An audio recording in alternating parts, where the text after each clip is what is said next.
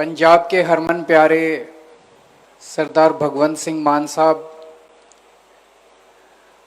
मंच पे मौजूद हमारे कैबिनेट मिनिस्टर वरिंदर गोयल जी, नाभा कंस्टिट्यूंसी के एमएलए देवमान साहब, अग्रवाल सभा के चेयरमैन अशोक बंसल जी,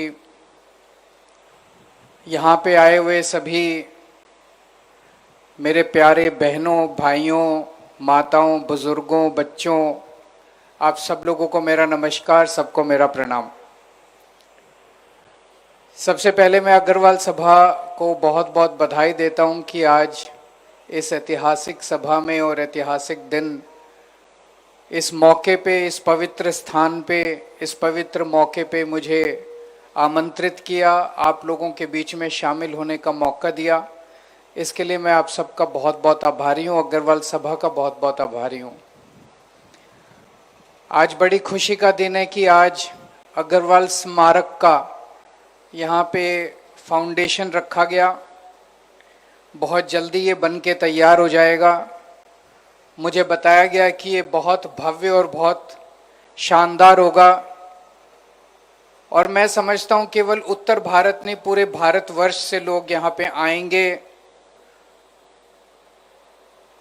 महाराज अग्रसेन जी को अपनी श्रद्धांजलि देंगे, अपने आदर सत्कार देंगे और उनके जीवन से प्रेरणा लेके जाएंगे। मैं भी अग्रवाल समाज का सदस्य हूं, आप ही लोगों के बीच का व्यक्ति हूं। हम सब अग्रवाल महाराजा अग्रसेन जी के वंशज हैं, और उनके बारे में जितना कहा जाए उतना कम है।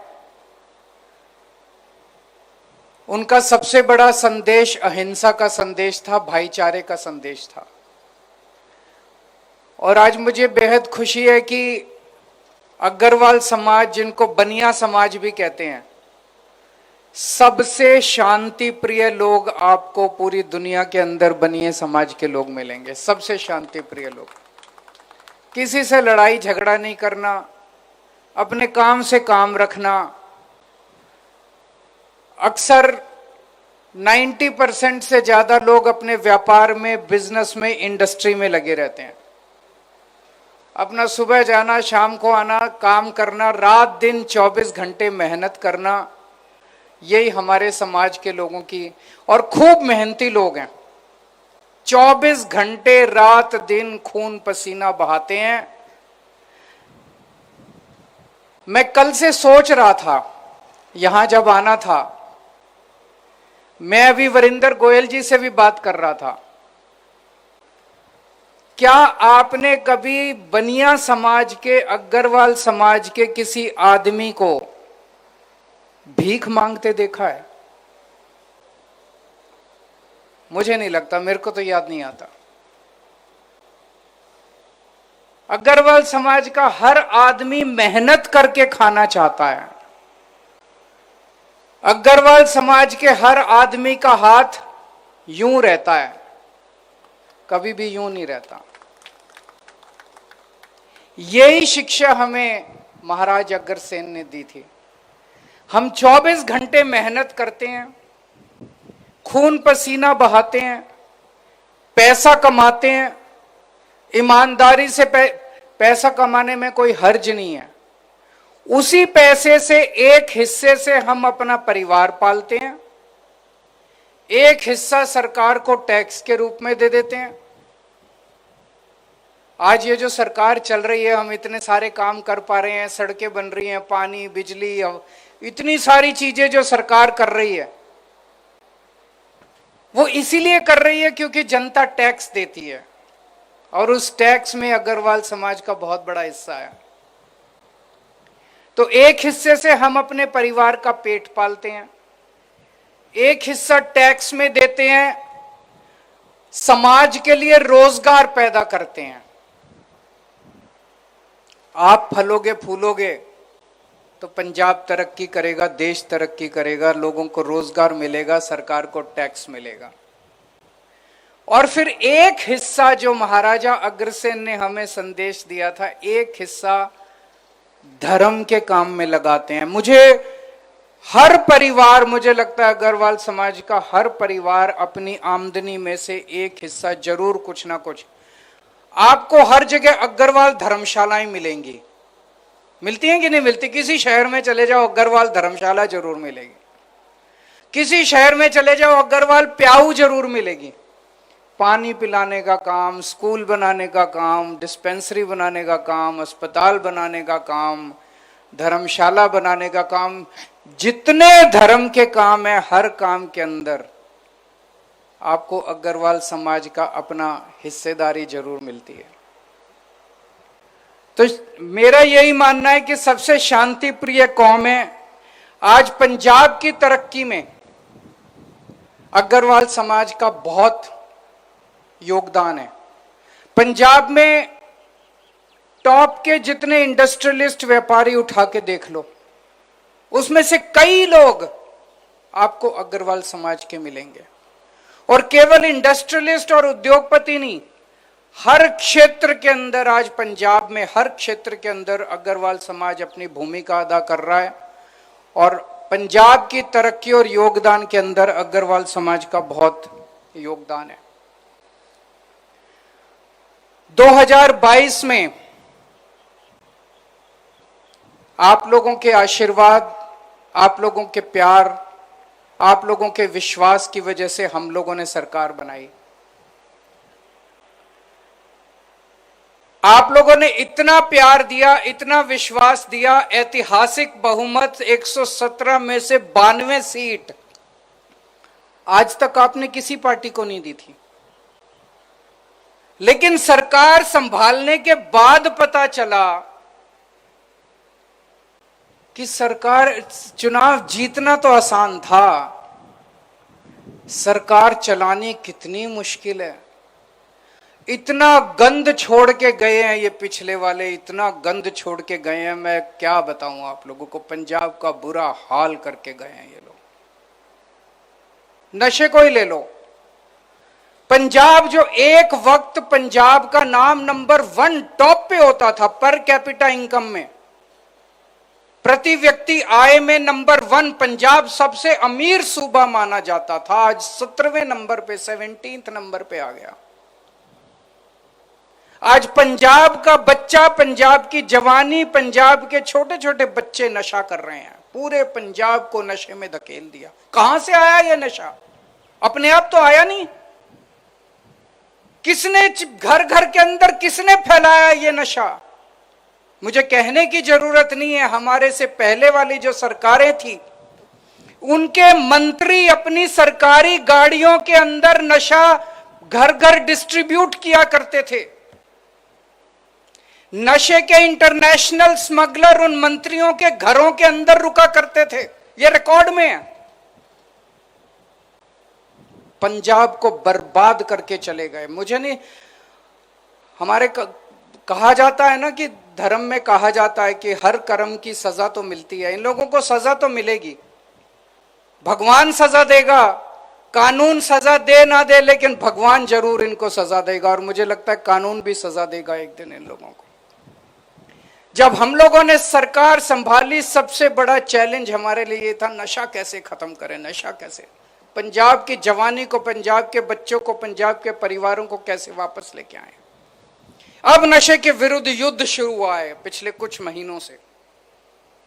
कुछ महीने पहले अगर मैं लोगों के बीच में जाता और कहता कि अगर आपके यहां कोई नशा बेच रहा है तो हमें बताओ, मुझे नहीं लगता कोई बताता। लोगों को डर लगता था, लोगों को भरोसा नहीं था। लोग कहते थे पुलिस भी मिली हुई है, प्रशासन भी मिला हुआ है, सरकार भी मिली हुई है। मैंने देखा था एक वीडियो के अंदर पंजाब के नशे के ऊपर कई फिल्में बनी हैं, कहता जी सरकार ही नशा बिकवाती है। आज 3-4 महीने के बाद माहौल बदल चुका है। इतने पिंड, इतने गांव पंजाब के अंदर कहानियां सुनने को मिल रही है। अब गांव के गांव तस्करों को पुलिस को पकड़वा रहे हैं कि ये भी बेचता है, ये भी बेचता है। लोगों का भरोसा बढ़ गया है कि अब पुलिस, प्रशासन और सरकार मिलके नशा खत्म करने पे लग गए हैं। लोगों का भरोसा बढ़ गया। मैं और मान साहब अभी कई जगह गए थे, कई गांवों में गए थे। लोगों से बात की, लोगों ने बताया, उन्होंने पकड़ पकड़ के अपने गांव के नशा तस्करों को पुलिस के हवाले किया है।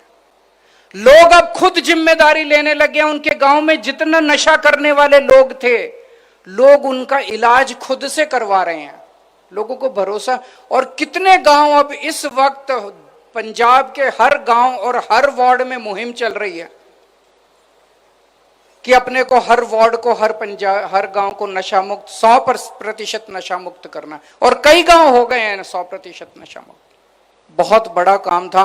मुझे लगता है मरेंगे, ये सत्ता तो आनी जानी है, चुनाव आने जाने हैं, कोई जीतता है कोई हारता है, चलता रहता है, लेकिन मुझे लगता है मरेंगे तो सबसे बड़ा सुकून ये होगा। ऊपर वाले के पास जाएंगे तो कहते हैं ना, ऊपर वाले के पास जाके हिसाब देना होता है, तो ऊपर वाले के पास जाएंगे तो बड़े सुकून के साथ कह सकते हैं कि हमने बच्चों को नशे से बाहर निकाला था, पूरी कोशिश करके, पूरी ईमानदारी के साथ।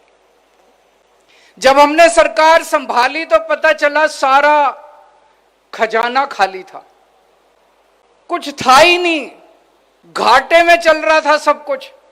पुरानी सरकारें, कैप्टन साहब भी कहते थे, अकाली दल वाले भी कहते थे, खजाना खाली, खजाना खाली, सारा खजाना लूट के ले गए ये लोग। लेकिन हम रोए नहीं इनकी तरह। एक भी स्टेटमेंट दिखा दो जब मान साहब ने या मैंने कहा हो खजाना खाली है जी, ये काम नहीं हो सकता, हमने कभी नहीं कहा।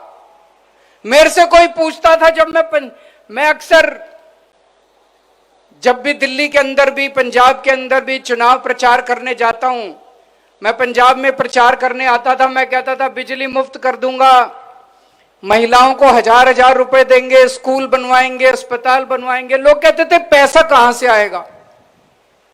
मैं कहता था बनिए का बेटा हूं, हिसाब किताब आता है, कहीं से लाऊं पैसा ले आऊंगा, चिंता ना करो। और 3 साल में साबित कर दिया, हम रोए नहीं। हमने कोई ये नहीं कहा कि पैसा नहीं है, पैसा नहीं है, खजाना का, कहीं से भी लेके आए। आपके सारे काम कर रहे हैं कि नहीं कर रहे? बिजली मुफ्त हो गई नहीं हो गई पूरे पंजाब के अंदर? 70% से ज्यादा लोगों की बिजली मुफ्त आती है। इतने शानदार स्कूल बन रहे हैं, अस्पताल बन रहे हैं। अभी मान साहब ने बताया किस तरह से इतने मोहल्ला क्लिनिक बन गए, 54,000 लोगों को नौकरियां मिल गई। घर, खेत के अंदर पानी जा रहा है। कैसे हो रहे हैं इतने सारे काम? उनके टाइम में नहीं हुए। हमने तो कभी नहीं कहा पैसा नहीं है। पैसे की चिंता मत करना, बनिए का बेटा हूं, पैसा कहीं से लाऊं, आपके सारे काम पूरे होंगे, रंगला पंजाब बनाएंगे आपके साथ मिलकर। और हमारे से पहले वाला टाइम याद करो, जब इनके परिवार ने सारी बसें भी इनकी, माइनिंग भी इनकी, रेता भी इन्होंने सारा कब्जा कर लिया, सड़कों पे भी सारा होटल भी इनके, कुछ छोड़ा ही नहीं इन्होंने, ढाबे भी इनके, सब कुछ इन्होंने कब्जा कर लिया। करा था कि नहीं करा था? सब छुड़वाएंगे, सब अपने बच्चों को देंगे, आप लोगों का है ये सारा, आप लोगों को देंगे हम लोग। इस लूट को बंद कर रहे हैं हम लोग। भगवान ना करे, अब आप लोगों के हाथ में है जनतंत्र है, भगवान ना करे ऐसा टाइम दोबारा देखने को मिले पंजाब को। भगवान ना करे ऐसी पार्टियां दोबारा पंजाब के अंदर आए जिन्होंने पंजाब को ऐसा बर्बाद कर दिया था। बड़ी मुश्किल से हम लोगों ने एक ईमानदार सरकार बनाई है, पंजाब को उस गर्त से बाहर निकाला हम सब लोगों ने मिलकर। मैं कई व्यापारियों से बात करता हूं, 3 किस्म की मोटी छोटे व्यापारियों की बात कर रहा हूं। इंडस्ट्री के लिए हम बहुत बड़े बड़े काम आने वाले कुछ दिनों में, महीने भर के अंदर इंडस्ट्री को लेके आप बहुत बड़े बड़े ऐलान सुनने वाले हैं। आज मैं कह के जा रहा हूं, मैं बहुत सोच समझ के बोलता हूं जो भी बोलता हूं। इतने बड़े बड़े ऐलान हम इंडस्ट्री के लिए करने जा रहे हैं कि पूरे देश के अंदर Punjab will become the best destination for industry in the country. पूरे देश में कोई व्यक्ति अगर सोचेगा मेरे को इंडस्ट्री लगानी है, तो सबसे पहले उसके दिमाग में पंजाब का नाम आया करेगा। और ये मैं कोई हवा में बात नहीं कर रहा, कई बहुत बड़े बड़े ऐलान करने जा रहे हैं जो किसी ने सोचा भी नहीं होगा। व्यापारी, एक छोटा व्यापारी जो होता है उसकी कोई नहीं सोचता, कोई सरकार नहीं सोचती। सरकारी बड़ी बड़ी इंडस्ट्री की तो सोचती है इतने 1000 करोड़ की। एक छोटा व्यापारी जो अपनी छोटी परचून की दुकान लगाता है, किराने की दुकान लगाता है, आड़तिया है, उसकी कोई नहीं सोचता। उनसे पूछो उनकी क्या समस्या। उनकी समस्या है नंबर 1 सुरक्षा। अगर उनके ऊपर कोई आपराधिक घटना हो जाए तो उन्हें सुरक्षा कौन देगा। नंबर 2 उनके बाजार का इंफ्रास्ट्रक्चर। बाजार में सड़क टूटी पड़ी है, बाजार में पीने को प्याऊ नहीं है, बाजार में टॉयलेट नहीं है, बाजार में ये नहीं है, बाजार में वो नहीं है। और तीसरा सरकार की नीतियां ऐसी ऐसी होती है जो बेचारे को काम ही नहीं करने देती। हर चीज में सरकार अड़ंगा डालती है, हर चीज में सरकार अड़ंगा डालती है। तो हमने तय किया है कि आप लोगों के लिए, एक व्यापारियों के लिए, इंडस्ट्री के लिए तो बहुत कुछ कर रहे हैं, व्यापारियों के लिए एक राज्य के स्तर पे और हर जिले के अंदर बोर्ड बनाया जाएगा, व्यापारी बोर्ड, जो हर व्यापारियों को सुरक्षा और सम्मान देने का काम करेगा, आपकी सुरक्षा सुनिश्चित करेगा, इंडिविजुअल व्यापारियों की भी सुरक्षा सुनिश्चित। आपको कोई समस्या, बोर्ड के पास जाओ, आपकी सरकार की पॉलिसी भी चेंज करानी है, आप बोर्ड के पास जाओ, बोर्ड आपकी पॉलिसी चेंज कराएगा। आपको कोई परेशान कर रहा है, कोई अफसर परेशान कर रहा है, कोई हमारा एमएलए भी अगर कोई परेशान कर रहा है, बख्शेंगे नहीं उसको, किसी को नहीं बख्शेंगे। कोई नेता परेशान कर रहा है, कोई खुल के व्यापार करो, बिना झिझक व्यापार करो, निडरता के साथ व्यापार करो, पर ईमानदारी से व्यापार करो। जैसे महाराजा अग्रसेन जी ने कहा था, अपने ग्राहक को सबसे ज्यादा पूजना है, ग्राहक के साथ कभी बेईमानी मत करना, जनता के साथ बेईमानी मत करना। अंत में एक ही चीज कहना चाहता हूं, बनिए नंबर में कम है, संख्या बल में कम है, तो ये पार्टियां जो हैं इनको बनिए कब याद आते हैं, इनको बनिए चुनाव में नोट के लिए काम आते हैं, बस पैसे मांगने आते हैं आपसे। आते हैं कि नहीं आते? डोनेशन के लिए चाहिए इनको, बस बनियों से, अग्रवाल समाज से डोनेशन चाहिए और कुछ नहीं चाहिए इनको। पूरा अग्रवाल समाज इन पार्टियों के लिए नोट बैंक बन गया है। नोट बैंक मत बनना, जब तक नोट बैंक हो कभी इज्जत नहीं मिलेगी। वोट बैंक बनना, जिस दिन वोट बैंक बन गए सारे आपके पैरों के अंदर होंगे। हमें ना आपका नोट बैंक बनाना, ना आपको वोट बैंक बनाना, हम आपको पंजाब की तरक्की में आज भागीदार बनाने के लिए आए हैं। आप बताइए कि पंजाब सरकार को क्या करना चाहिए, हम वही सारे काम करेंगे। आपके साथ मिलके, जो आपने हमें मौका दिया, 2022 में इतना भारी बहुमत दिया, आपके साथ मिलके 3 करोड़ पंजाबियों के साथ मिलके हम एक रंगला पंजाब बनाएंगे, लोगों की सेवा करेंगे। बस यही हमारी इच्छा है। बहुत बहुत शुक्रिया।